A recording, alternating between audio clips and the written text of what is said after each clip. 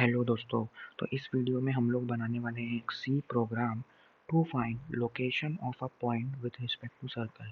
यानी कि हम यूज़र से किसी पॉइंट के कोऑर्डिनेट्स यानी कि उसकी लोकेशन एंटर करवाएंगे और हम सर्कल का सेंटर एंटर करवाएंगे और फिर हम उसको बताएंगे कि वो पॉइंट सर्कल के रेडियस के अंदर लाई करेगा या सर्कल के बाहर।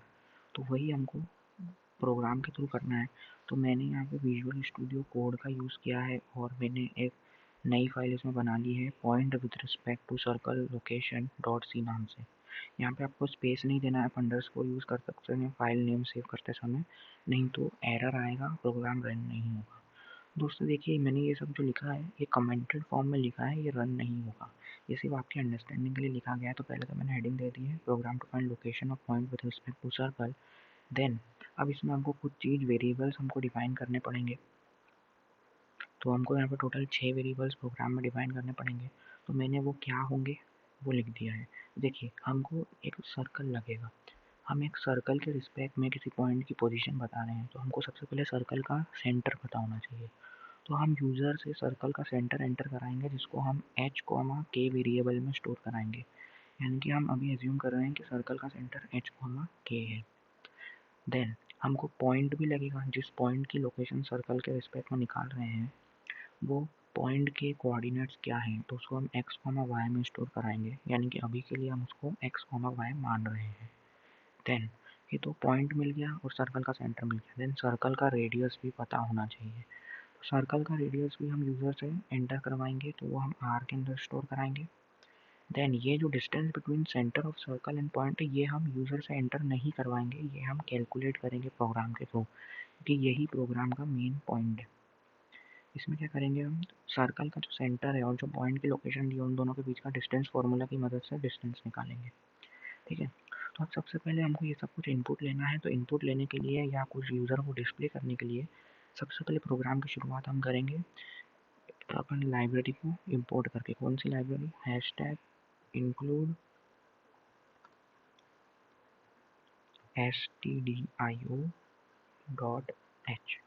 तो ये लाइब्रेरी को हम इंपोर्ट करेंगे। तो अब इसके बाद इसके जो दो फंक्शंस होते हैं, प्रिंट एफ फंक्शन और स्कैन एफ फंक्शन, उसकी मदद से हम यूज़र से आउटपुट डिस्प्ले करा सकते हैं उसको, या उससे इनपुट लेके वेरिएबल में वैल्यू स्टोर करा सकते हैं। देन हमको यहाँ पे कुछ मैथ डॉट एच लाइब्रेरी के फंक्शंस का यूज़ करना पड़ेगा, जैसे कि स्क्वाड और पावर के लिए PWO फंक्शन।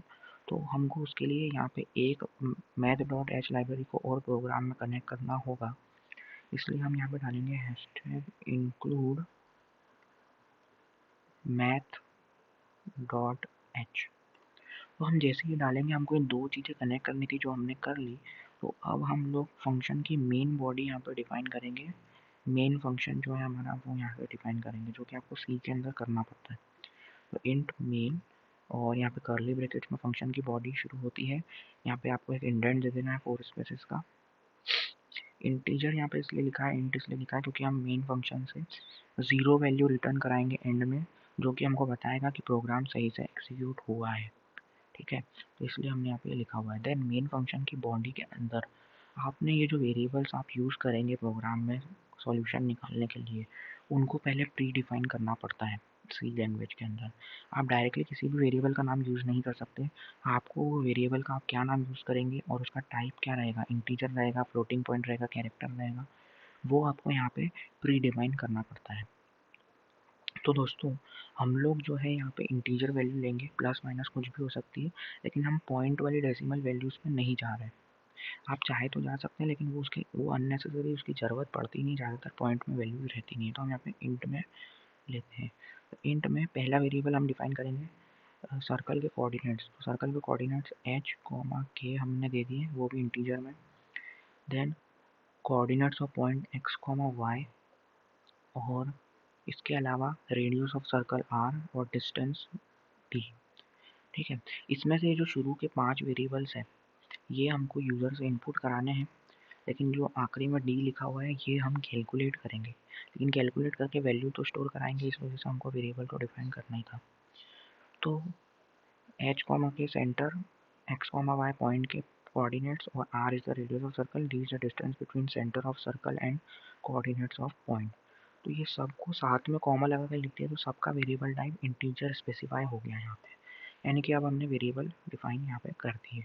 तो अब हमको क्या करना है, अब हमको यूज़र को बोलना है कि हमको इनपुट दो, तो उसके लिए हम प्रिंटफ फंक्शन की मदद से यूज़र को स्क्रीन पे डिस्प्ले कराएंगे, क्योंकि प्रिंटफ में डबल कोट्स में जो भी लिखते हैं वो सीधे स्क्रीन पे आप डिस्प्ले करा सकते हैं। तो हम यहाँ पे सबसे पहले यूज़र को बोलेंगे please enter radius of circle, ठीक है। तो यहाँ पे ये हमने डाला, तो इसके बाद कोलन लगा देंगे और यहाँ पे हम स्कैनफ फंक्शन में इनपुट लेके वैल्यू स्टोर कर लेंगे रेडियस ऑफ सर्कल की। तो इसमें हमको स्कैनफ फंक्शन में आपको वेरिएबल टाइप जैसे आपने यहाँ पे डिफाइन किया वैसे करना पड़ता है, इसका रूल होता है ऐसे लैंग्वेज का। तो हम यहाँ पे रेडियस ऑफ सर्कल जो है वो किस में डालने वाले हैं, वो हम यहाँ पे इंटीजर में ले रहे हैं। सब कुछ हमारा देखिए यहाँ पे हमने सारे वेरिएबल टाइप्स इंटीजर में डिफाइन किए हैं, तो स्कैनफ में भी हम इंटीजर में ही वेरिएबल टाइप डिफाइन करेंगे। यहाँ पे हमको वो वेरिएबल का टाइप डिफाइन करना होता है जिसके अंदर हम वैल्यू स्टोर कराएंगे। तो हम वैल्यू स्टोर यहाँ पे रेडियस की आर में कराएंगे, तो हम आर का क्या टाइप दिया हमने इंटीजर, तो हमने यहाँ पे परसेंट ही लिख दिया। कॉमा लगा के आपको एंड सिंबल के साथ आर लिख देना है। एंड सिंबल स्कैनफ फंक्शन को बताता है कि इसके साथ जो वेरिएबल लिखा है उसके अंदर ये जो इनपुट होगा उसकी वैल्यू स्टोर होगी, और वो किस टाइप में होगी, परसेंट डी यानी कि इंटीजर टाइप में, ठीक है। तो एक स्कैनफ की बॉडी कंप्लीट हुई, यानी कि अब रेडियस आपका इनपुट आ गया। अब आपको क्या लेना है, कोऑर्डिनेट्स। तो प्रिंट एफ डबल से हम फिर से डिस्प्ले कराएंगे स्क्रीन पे, please enter coordinates of centre of circle, ठीक है। तो यहाँ पे हम स्पेसिफाई कर देते हैं एच कॉमा के, ठीक है। तो दोस्तों अब ये जो लिखा हुआ है मैंने डबल कोट्स के अंदर येलो कलर में दिख रहा है आपको, ये चीज़ यूज़र को डिस्प्ले होगी कि please enter coordinates of centre of circle H comma के, ये पूरा ऐसा कैसा लिखा हुआ मिलेगा। और अब हम इसकी वैल्यू को स्कैनएफ की मदद से एच कॉमा के में इनपुट करा लेंगे। तो स्कैनएफ, और इसमें आपको मैंने बताया कि जैसे कि आपको वेरिएबल में वैल्यू स्टोर करानी तो वेरिएबल का टाइप स्पेसिफाई करना है, तो परसेंट डी क्योंकि इंटीजर है, कॉमा में एंड लगा के जिस वेरिएबल में स्टोर करना है उसको एंड के साथ, एंड सिंबल के साथ लिखना है। तो अब आप क्या कोऑर्डिनेट्स ले रहे हैं किसके, सेंटर के। अब यहाँ पे एक चीज़ ध्यान दीजिए, दो बार आपको स्कैनर फंक्शन यूज़ ना करना पड़े, इसलिए हम एक ही में दो का काम करेंगे। हम क्या एच कॉमा के दो इनपुट ले रहे हैं यूज़र से, यूज़र दो वैल्यू स्पेस मार के एंटर दबा के या टैब की मदद से दो वैल्यू साथ में एंटर करेगा यहाँ पे। तो दो वैल्यू को दो अलग अलग वेरिएबल में स्टोर कराना है, एच और के में हमको पता है। तो यहाँ पे आपको दोनों स्पेसिफाई करने पड़ेंगे। परसेंट डी एक के लिए हुआ, आपको दोनों के लिए परसेंट डी एक बार और लिखना पड़ेगा। आप यहाँ पे स्पेस देके परसेंट डी एक बार और लिखें, और यहाँ पे एंड लगा के एच लिख दें, और फिर कॉमा लगा के एक एंड और सिंबल लें और फिर के लिख दें। तो ये दोनों के लिए बता दिया है हमने यहाँ पे एक साथ। तो ये दोनों की रिस्पेक्टिव वैल्यू एच और के में स्टोर हो गई। तो हमारे पास अब सर्कल के सेंटर के कोऑर्डिनेट्स भी आ गए। सिमिलरली हम क्या करेंगे, अब फास्ट में कर लेता हूँ थोड़ा सा, कि हम अब जो पॉइंट है उसके कोऑर्डिनेट्स भी ले लेंगे जो कि एक्स और वाई हम डिफाइन कर रहे हैं। हम यहाँ पे लिखते हैं please enter coordinates of point, वो हम देंगे एक्स कॉमा वाई में ले रहे हैं, ठीक है। सेमीकोलन लगा देना। तो स्कैन एफ की मदद से हम ये वेरिएबल में स्टोर करा लेंगे, स्कैन एफ की मदद से हम यहाँ पर डालते हैं, इसमें वेरिएबल टाइप अपन परसेंट डी डाल देते हैं, और कॉमा लगा के एंड सिंबल की मदद से हम किस में स्टोर कराएंगे, यहाँ पे देखिए हम यहाँ पे भी दो वैल्यूज़ एक साथ ले लेते हैं एक ही स्कैनफ में।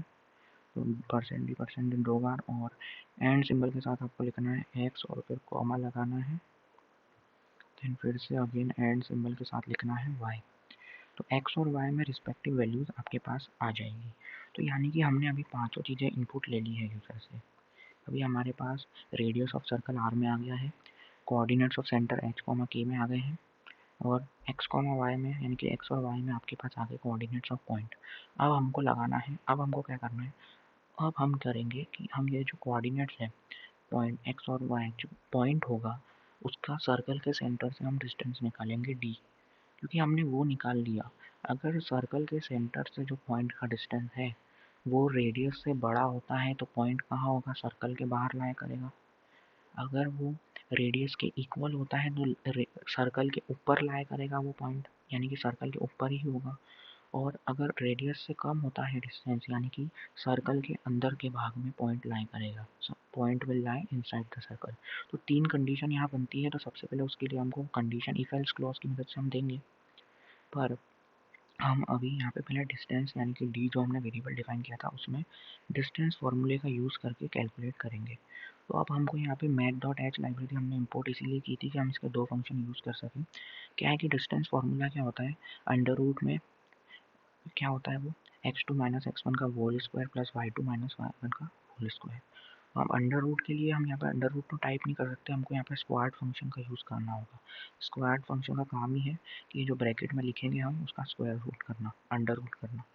तो स्क्वायर्ड फंक्शन में अब हम एक और ब्रैकेट ले लेंगे और अब हमको क्या करना है, x2 माइनस x1 यानी कि h एक पॉइंट तो क्या था h कॉमा के और एक था x कॉमा y।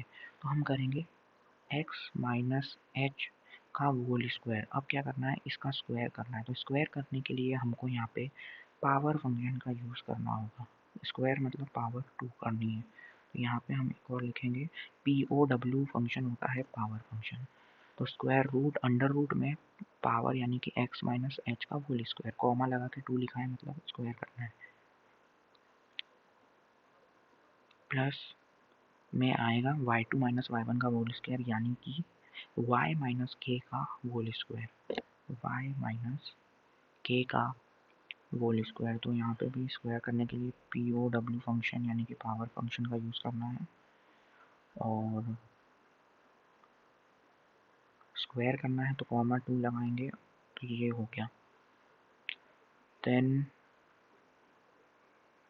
तो इस टाइप से आपको ये डिफाइन करना होगा। तो ये हमने दे दिया, देखिए स्क्वायर रूट अंडर रूट में x माइनस एच का whole square plus y minus k का होल स्क्वायर, जो हमारा फॉर्मूला होता है वो हमने यहाँ पे डिफाइन कर दिया। तो अब हमारे पास डिस्टेंस आ गया। अब हमको यहाँ पे कंडीशन लगानी है, डी में हमारा डिस्टेंस स्टोर हो जाएगा। अब हमको ये कंडीशन लगानी है कि डिस्टेंस बड़ा है, छोटा है या इक्वल है। तो हम उसके लिए इफ एल्स क्लॉज का यूज़ करेंगे। तो इफ ये ब्रैकेट में आपको यहाँ पे लिखना होगा, if d is equal to r. हमने आर में रेडियस ली थी इनपुट, तो अगर ये जो डिस्टेंस आया है ये रेडियस के इक्वल हो जाता है तो यहाँ पे आपको सेमी कॉलन नहीं लगाना है, ये चीज़ ध्यान दीजिएगा। इफ़ का जो हेडर होता है या एल्स का जो हेडर होता है उसमें सेमी कॉलन नहीं लगाना, नहीं तो एरर आ जाएगा। इसकी बॉडी में ज़रूर हम पर्टिकुलर स्टेटमेंट में लगाएंगे पर यहाँ नहीं, क्योंकि सेमी कॉलन जो है स्टेटमेंट टर्मिनेटर का काम करता है, यानी कि आपका एक ब्लॉक यहीं पे स्टार्टिंग में ही टर्मिनेट हो जाएगा और ये एग्जीक्यूट ही नहीं होगा सही से, एरर दिखाएगा। तो if d equal to r, अगर डिस्टेंस रेडियस के इक्वल हो गया यानी कि पॉइंट सर्कल पे लाई कर रहा है, तो अपन यहाँ पे प्रिंटफ फंक्शन की मदद से यूज़र को डिस्प्ले करेंगे कि पॉइंट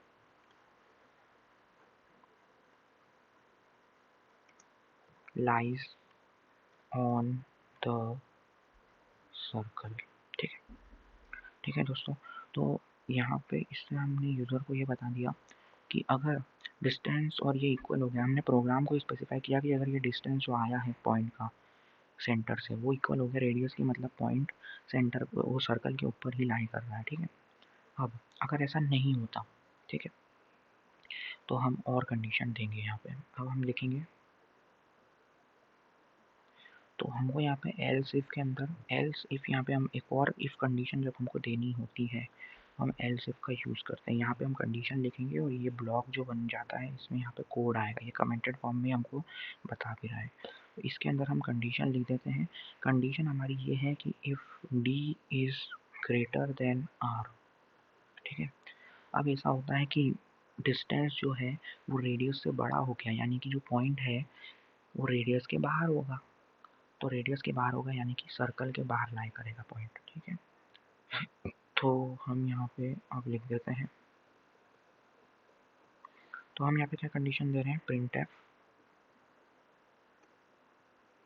एल्स इफ में हम देंगे यहाँ पे प्रिंट एफ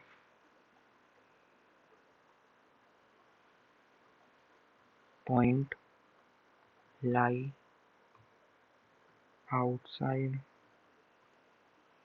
द सर्कल।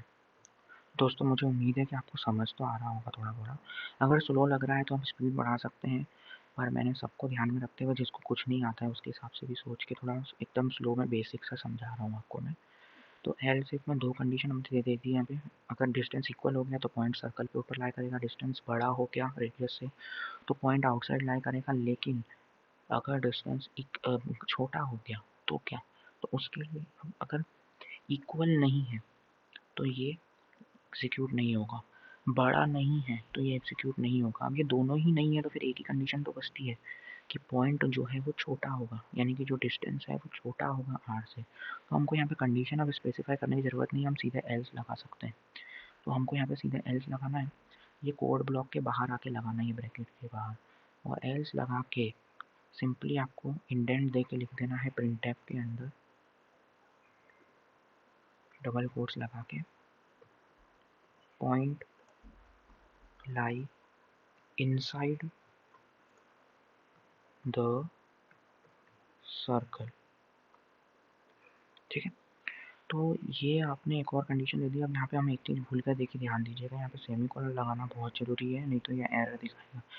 आप जब भी प्रोग्राम को रन करें उसके पहले टू चेक कि आपने हर स्टेटमेंट में सेमीकोलन लगाया एक्सेप्ट इफ़ एल्स के, और या इफ एल्स इफ के जो हेडर स्टेटमेंट्स होते हैं जैसे ये जो है, इनमें आपको सेमीकोलन नहीं लगाना होता है, या फंक्शन की स्टार्टिंग में या जब आप लाइब्रेरी को कनेक्ट कर रहे हैं उसमें आपको सेमीकोलन नहीं लगाना होता है, स्टेटमेंट में ज़रूर लगाना होता है। तो अब ये देखिए कि अब ये सारी कंडीशन हमने दे दी, अब बस हमको ये लिखना है कि रिटर्न 0, क्योंकि अगर इनकेस प्रोग्राम रन नहीं होता तो ये वैल्यू 1 रिटर्न करेगा, जिससे कि हमको पता चल जाएगा कि ये रॉन्ग हो गया है प्रोग्राम। लेकिन ये मुझे उम्मीद है कि सही से चलेगा, तो चलिए हम चला के देखते हैं। अब इसे हमारा तो क्योंकि पूरा हमने कर दिया है प्रोग्राम कंप्लीट। अगर आपको समझ नहीं आया तो एक बार आप दोबारा से देख लेना। अब मैं इसको आपको रन करके बताता हूँ। तो देखिए अब ये मुझसे पूछ रहा है रेडियस ऑफ सर्कल, तो रेडियस ऑफ सर्कल में 4 यूनिट्स दे देता हूँ। अब कोऑर्डिनेट्स पूछ रहा है सर्कल के h, k, तो कोऑर्डिनेट्स दे देता हूँ मैं 1 और 2, 1, 2 दे देता हूँ। ठीक है, अब मेरे से कोऑर्डिनेट्स ऑफ पॉइंट पूछ रहा है, वो कोऑर्डिनेट्स ऑफ पॉइंट 7 और 8 दे देता हूँ।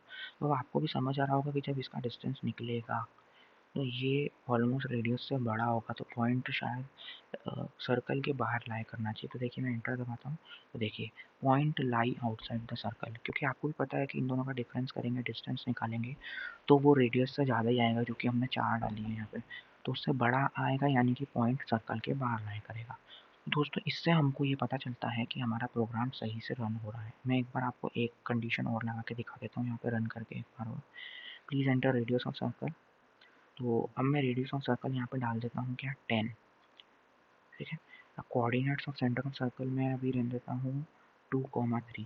ठीक है, 2, 3, और अब कोऑर्डिनेट्स ऑफ पॉइंट पूछ रहा है मेरे से, तो मैं 1, 2 डाल देता हूँ। तो अब मुझे ऐसा लगता है, जहाँ तक आपको भी ऐसा लग रहा होगा कि इन दोनों का डिस्टेंस जो है, अब हमने मैथमेटिकली तो कैलकुलेट नहीं किया, पर अराउंड 10 से कम ही होगा, तो यानी कि point should lie inside the circle. तो देखिए मैं देखता हूँ, तो ये देखिए प्रोग्राम सही से रन हो रहा है, point lie inside the circle.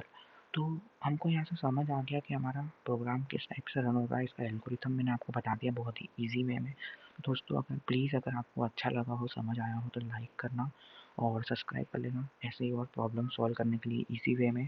Thanks for your valuable time.